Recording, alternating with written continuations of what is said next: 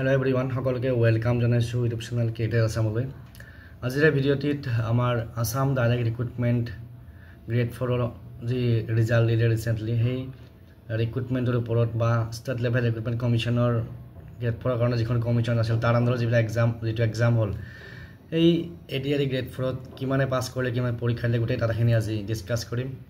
আশা কৰিছো ভিডিঅ'সকলকে সাপোজ যিসকলে চেনেলটো নতুনকৈ আছে সাবস্ক্ৰাইব কৰি ল'ব যিকোনো চাকৰি সম্পৰ্কীয় আপডেট পাই থাকিবৰ কাৰণে। তো ইয়াত দেখিছে ঘোষণা হ'ল এডিআৰই চতুৰ্থ বৰ্গৰ নিযুক্তি ফলাফল টোটেল 41টা বিভাগত 5023 গৰাকী প্ৰাৰ্থী চূড়ান্ত তালিকাত স্থান পালে, অৰ্থাৎ 5023 গৰাকী ফাইনেল সিলেকশন হ'ল আৰু মুঠ এপ্লিকেন্ট আছিল, মুঠ আবেদনকাৰী আছিল 13,99,898 গৰাকী, অৰ্থাৎ অলমোস্ট 14 লাখে এপ্লাই কৰিছিল আৰু পৰীক্ষা দিছিল 9,28,126 গৰাকী। গতিকে এই 9,28,000 ৰ ভিতৰত ফাইনালি 5,023 জন প্ৰাৰ্থী সিলেকশন পাইছে। গতিকে এই সম্পৰ্কীয় নিউজটো ওলাইছে যে 5,023 গৰাকী প্ৰাৰ্থীক নিযুক্তিৰ বাবে চূড়ান্ত তালিকাত অন্তৰ্ভুক্ত কৰা হৈছে। প্ৰথমতে লিখিত পৰীক্ষা হৈছিল, তাৰপিছত মৌখিক পৰীক্ষা, স্কিল টেষ্ট এইবিলাক হৈছিল। তাৰ পিছত ইয়াতে পোষ্ট কিমান আছিল যে নৱম শ্ৰেণীৰ কাৰণে নৱম শ্ৰেণী যেটো বা ক্লাস 8 লেভেলৰ যেটো পোষ্ট আছিল তাতে আছিল 2102 আৰু মেট্ৰিক লেভেলৰ কাৰণে আছিল 1088টা আৰু বাকি 1833টা পোষ্ট আছিল আইটিআই উত্তীৰ্ণৰ কাৰণে। আৰু এই 5,023 খালী পদৰ বিপৰীতে আবেদন জনাইছিল, এইখিনি আমি ডাটাখিনি পালো।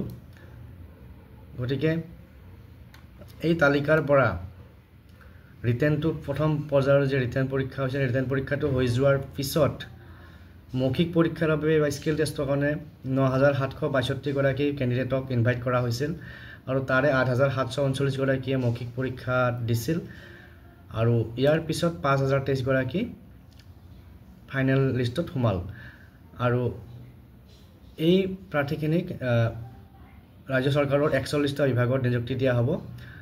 গতিকে ইতিমধ্যে ইয়াৰ আগতে 7,650 গৰাকী প্ৰাৰ্থী এডিআৰই যি গ্ৰেড 3 আছিল গ্ৰেড 3ত সিলেকশন পাইছিল আৰু এই 28খন জিলাত তৃতীয় বৰ্গৰ কাৰণে এপ্লাই কৰিছিল 23,85,421 গৰাকী আৰু এই তৃতীয় বৰ্গৰ বা গ্ৰেড 3 কেণ্ডিডেটখিনি এপইন্টমেন্ট দিয়া হ'ব 50টা ডিপাৰ্টমেন্টত আৰু আমাৰ মাননীয় মুখ্যমন্ত্ৰীৰ ঘোষণা কৰা অনুসৰি চলিত মাহত অক্টোবৰ মাহতে এই পোষ্টবিলাকত নিযুক্তি দিয়াৰ সম্ভাৱনা আছে।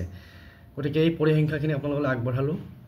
নেক্সট যিসকলে এইবাৰ উত্তীৰ্ণ হ'ব নোৱাৰিলে তেওঁলোকলৈ নিৰাশ হ'ব নালাগে, তেওঁলোকে যিখিনি প্ৰেক্টিছ কৰিলে সেই প্ৰেক্টিছখিনি অব্যাহত ৰাখি পেলাই বাকি যিবিলাক ষ্টেট গভৰ্ণমেণ্টৰে হওক বা চেণ্ট্ৰেল গভৰ্ণমেণ্টৰে হওক যিহেতু পোষ্ট ওলাই থাকে সেইবিলাকত এপ্লাই কৰিব বুলি আশা কৰিলোঁ আৰু তেওঁলোকেও নিশ্চয় ভৱিষ্যতে এটা চাকৰি লাভ কৰিবলৈ সক্ষম হ'ব। আজিৰ এই ভিডিঅ'টি দেখিনিয়ে ধন্যবাদ।